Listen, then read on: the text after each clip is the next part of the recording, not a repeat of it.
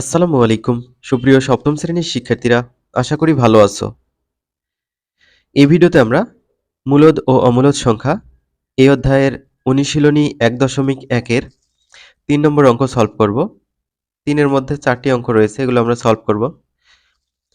এর আগের ভিডিওগুলোতে আমরা ১ নম্বর এবং ২ নম্বরের অঙ্কগুলো সলভ করেছিলাম।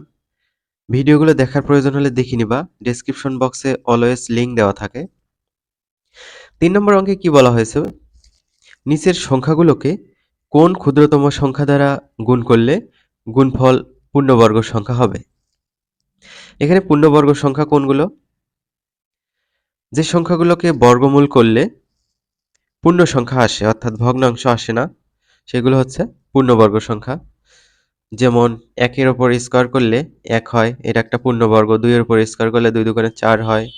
৩-এর ওপর স্কোয়ার করলে ৩ তিরিকে ৯ হয়। ৪-এর ওপর স্কোয়ার করলে ৪ চারে ১৬ হয়।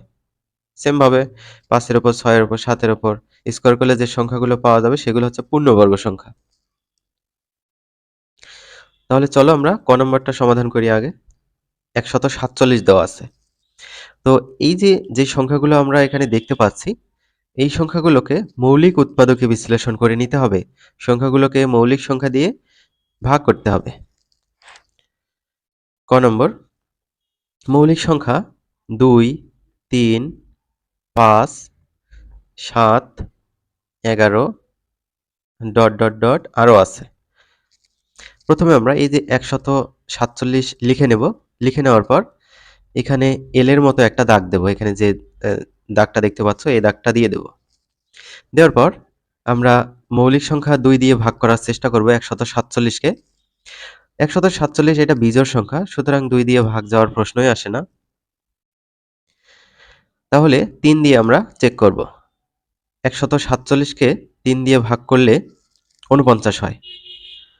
তো যেহেতু আমরা এখানে ৩ দিয়ে ভাগ করব, ৩ এখানে লিখে নেব, আর ৩ দিয়ে ১৪৭কে ভাগ করলে ৪৯ হয়, সেটা নিচে লিখে নেব। ঠিক আছে? আচ্ছা, এবার এই যে ৪৯ যেটা পেলাম, একে আমাদের মৌলিক সংখ্যা দিয়ে ভাগ করার চেষ্টা করতে হবে। তো মৌলিক সংখ্যা এখানে ৭। তো ৭ দিয়ে ৪৯কে ভাগ করলে কত হয়? ৭ ৭ ৪৯। তো ৭ দিয়ে যেহেতু ভাগ করব, ৭ আমরা এখানে লিখব।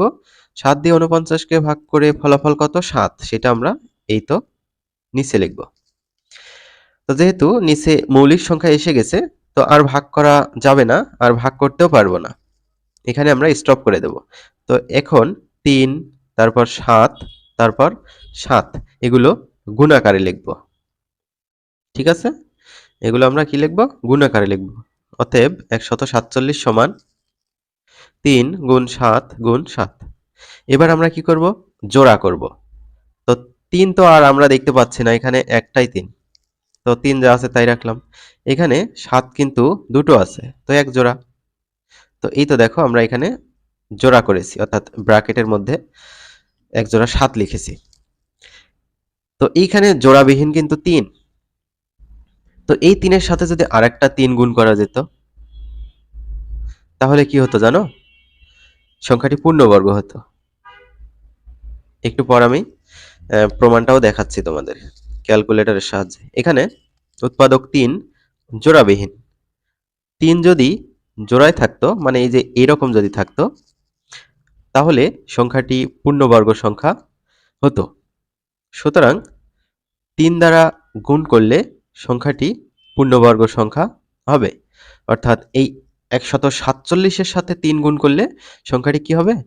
পূর্ণবর্গ সংখ্যা হবে।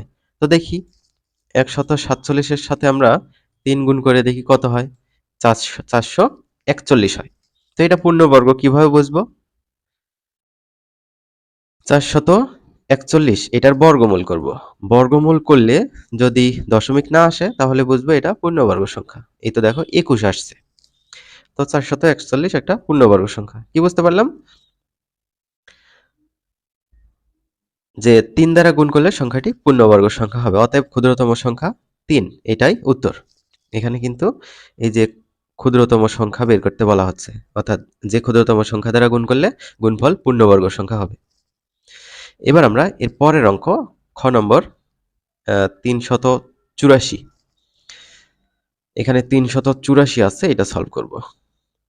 তো প্রথমত আমরা এই যে 384 এটা লিখে নেব। লিখে নেওয়ার পর এল এর মতো একটা দাগ দেবো। এই তো দেখো এল এর মতো একটা দাগ দিলাম। দাগ দেওয়ার পর 384কে মৌলিক সংখ্যাগুলো দিয়ে ভাগ করার চেষ্টা করব। যেহেতু 384 জোড় সংখ্যা, তো একে ক্ষুদ্রতম মৌলিক সংখ্যা 2 দিয়েই ভাগ করা যায়। তো 2 দিয়ে ভাগ করব, তো আমরা এখানে 2 লিখব। 2 দিয়ে 384কে ভাগ করলে ফলাফল আসবে হচ্ছে 192। সেটা আমরা এখানে লিখেছি। এরপর আবার এই যে 192কে মৌলিক সংখ্যা দিয়ে ভাগ করার চেষ্টা করতে হবে। তো 192 এটা জোড় সংখ্যা, সুতরাং আবার 2 দিয়ে ভাগ করা যায়। তো 2 দিয়ে ভাগ করলে এখানে আমরা 96 পাবো। এখানে 96কে আমরা আবার 2 দিয়ে ভাগ করতে পারি, যেহেতু এটা একটা জোড় সংখ্যা। তো 2 দিয়ে ভাগ করব, তাই এখানে আমরা 2 লিখে নেব। 2 দিয়ে 96কে ভাগ করলে 48 পাবো, সেটা আমরা নিচে লিখে নেব। আবার 48 আবার জোড় সংখ্যা, তো 48কে আবার 2 দিয়ে ভাগ করা যায়। তো 2 দিয়ে ভাগ করব, তাই আমরা এখানে 2 লিখব। লেখার পর 2 দিয়ে 48কে ভাগ করলে কত হয়? 24 হয়। সেই ফলাফলটা আমরা নিচে লিখব। আবার 24 কিন্তু জোড় সংখ্যা, তো আবার 2 দিয়ে ভাগ যায়। তো 2 আমরা এখানে লিখব। লেখার পর 2 দিয়ে 24কে ভাগ করলে 12 হয়, সেই 12 নিচে লিখব। 12 কিন্তু জোড় সংখ্যা, সুতরাং আবার 2 দিয়ে ভাগ করা যায়। তো 2 দিয়ে ভাগ করব, তাই আমরা এখানে 2 লিখে নেব। 2 দিয়ে 12কে ভাগ করলে 6 হয়, 6 আমরা নিচে লিখব। তো 6 কিন্তু জোড় সংখ্যা, সুতরাং 6কে আবার 2 দিয়ে ভাগ করা যায়। তো 2 দিয়ে ভাগ করব, তাই আমরা এখানে 2 লিখে নেব। 2 দিয়ে 6কে ভাগ করলে 3 হয়। তো সর্বশেষে আমরা একটা মৌলিক সংখ্যা পেয়ে গেলাম, যেটাকে আর ভাগ করা যাচ্ছে না বা যাবে না। এখানে আমরা ব্রেক করব। তো এখানে দেখো কয়টা 2 পেয়ে গেলাম, সেগুলো একটু গুনে নেই। 1টা 2টা 3টা 4টা 5টা 6টা 7টা, 7টা 2 আর একটা 3। তো আমরা এখানে 4 5 6 7, 7টা 2 গুণ আকারে লিখে নিয়েছি, তার সাথে 3ও গুণ আকারে লিখে নিয়েছি। এবার একই জাতীয় মৌলিক সংখ্যাগুলো আমরা জোড়া করব। তো 2 এবং 2 মিলে এক জোড়া করা যায়, আবার 2 এবং 2 মিলে এক জোড়া করা যায়। ব্র্যাকেট দিয়ে আমি ওই জোড়াটা বুঝিয়েছি। আবার 2 এবং 2 মিলে একটা জোড়া করা যায়। তাহলে বাকি থাকলো এখানে কি? 2 এবং 3। তো এগুলো জোড়া হচ্ছে না। এখানে উৎপাদক 2 গুণ 3 জোড়াবিহীন। সুতরাং 2 গুণ 3, 3 দুগুণে কত হয়? 6, বা 6 দ্বারা গুণ করলে গুণফল পূর্ণবর্গ হবে। অতএব নির্ণয় ক্ষুদ্রতম সংখ্যা 6। তাহলে এখানে দেখো 2 আর 3 জোড়াবিহীন। এই 2 এর সাথে যদি আরেকটা 2 দিয়ে গুণ করা যায়, আবার সিঙ্গেল 3 এর সাথে যদি আরেকটা 3 দিয়ে গুণ করা যায়, তাহলে কিন্তু 384 ছিল এটা পূর্ণবর্গ হয়ে যাবে। তাহলে আলাদা আলাদাভাবে 2 এবং 3 গুণ করা লাগতেছে। 2 এবং 3 আলাদাভাবে না গুণ করে 3 দুগুণে 6 একবারে গুণ করলেই চলছে। তাহলে 6 আমাদের উত্তর হবে। আমরা একটু চেক করে দেখব যে 384 সাথে 6 গুণ করে এটা পূর্ণবর্গ হয় কিনা। 2304। তো এটাকে বর্গমূল করি। 2304। দেখো একটা পূর্ণ সংখ্যা এসেছে, অর্থাৎ এখানে কোনো দশমিক আসেনি। সুতরাং আমাদের উত্তর হবে কত? 6। এবার আমরা গ নম্বরটা সমাধান করব। এখানে 1470 আছে।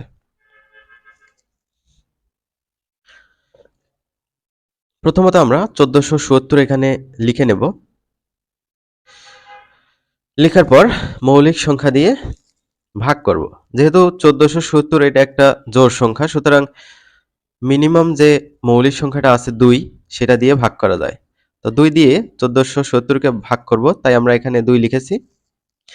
2 দিয়ে 1470কে ভাগ করলে 735 হবে, সেটা আমরা নিচে লিখেছি। ওকে ওকে। এবার এই যে 735, এটাকে কিন্তু 2 দিয়ে আর ভাগ যাবে না, কারণ এই যে 735 এটা হচ্ছে বিজোড় সংখ্যা। জোড় সংখ্যাকে কিন্তু 2 দিয়ে ভাগ যায়, বিজোড় সংখ্যাকে 2 দিয়ে ভাগ করা যায় না। তো 735কে আমরা 2 এর পরের মৌলিক সংখ্যা 3 দিয়ে চেষ্টা করতে পারি যে নিঃশেষে বিভাজ্য হয় কিনা। আমরা একটু চেক করে দেখি। 735 তাকে 3 দিয়ে ভাগ করার চেষ্টা করি, 245 হয়। তো আমরা 3 দিয়ে ভাগ করব, 3 এখানে লিখব আর ফলাফল কত আসলো 245 সেটা নিচে লিখব। এবার 245 এর দিক খেয়াল করো, এইটাকে কিন্তু আর 3 দিয়ে ভাগ করা যাবে না, কারণ ডিজিটগুলো যোগ করো, 5 আর 4 9 10 11, 11কে যেহেতু 3 দিয়ে ভাগ করা যায় না, তাই 245কেও 3 দিয়ে ভাগ করা যাবে না। তো 245 এর শেষের ডিজিট হচ্ছে 5। কোন সংখ্যার শেষের ডিজিট 0 অথবা 5 থাকলে পুরো সংখ্যাটাকেই 5 দিয়ে ভাগ করা যায়। তো আমরা 5 দিয়ে ভাগ করব, তাই 5 এখানে লিখেছি, 5 দিয়ে ভাগ করলে 49 হবে, সেটা আমরা নিচে লিখেছি। তো 49কে আমরা আবার ভাগ করতে পারি, 7 7 49। তো 7 দিয়ে ভাগ করব, তাই 7 আমরা উপরে লিখেছি, আর 7 দিয়ে 49কে ভাগ করলে 7 হয়, সেই ফলাফলটা আমরা এখানে লিখেছি। তো কি কি পেলাম, 2 3 5 7 7, এগুলো আমরা গুণ আকারে লিখেছি, দেখো 2 3 5 7 7। এবার আমরা জোড়া করব, দেখো 7 এবং 7 নিয়ে একটা জোড়া করা যায়, একই জাতীয় মৌলিক সংখ্যাগুলো নিয়ে জোড়া করতে হবে। তো জোড়াবিহীন কে কে থাকলো, 2 3 5। তাহলে এখানে যদি জোড়া করতে চাই একটা 2 দিয়ে গুণ করতে হবে, এখানে যদি 3 এর জোড়া করতে চাই একটা 3 দিয়ে গুণ করতে হচ্ছে, এখানে যদি জোড়া করতে চাই একটা অতিরিক্ত 5 দিয়ে গুণ করতে হচ্ছে। তার মানে কি বোঝা যাচ্ছে, 2 দিয়ে 3 দিয়ে এবং 5 দিয়ে গুণ করলে 1470 পূর্ণবর্গ হবে। তো 2 দিয়ে একবার গুণ করবা, আবার ওই ফলাফলকে 3 দিয়ে গুণ করবা, আবার ওই ফলাফলকে 5 দিয়ে গুণ করবা, অথবা 2 গুণ 3 গুণ 5 কত হয় সেটা দিয়েও গুণ করতে পারো। 3 5 15, 15 দোকানে 30, তাহলে 30 দিয়ে এই যে 1470কে যদি গুণ করো ফলাফল পূর্ণবর্গ হবে। তাহলে আমরা এখানে কি লিখতে পারি, উৎপাদক 2 গুণ 3 গুণ 5 জোড়াবিহীন, সুতরাং এটার গুণফল 30 দ্বারা গুণ করলে গুণফল পূর্ণবর্গ হবে। তো এটাই হচ্ছে আমাদের উত্তর। তো তোমাদের একটু চেক করে দেই যে এটা হচ্ছে পূর্ণবর্গ কিনা। ক্যালকুলেটর দিয়ে আমরা চেক করতে পারি। কত ছিল উপরে, 1470, 1470 তার সাথে আমরা 30 গুণ করব, 4 4 100, 4 4 100।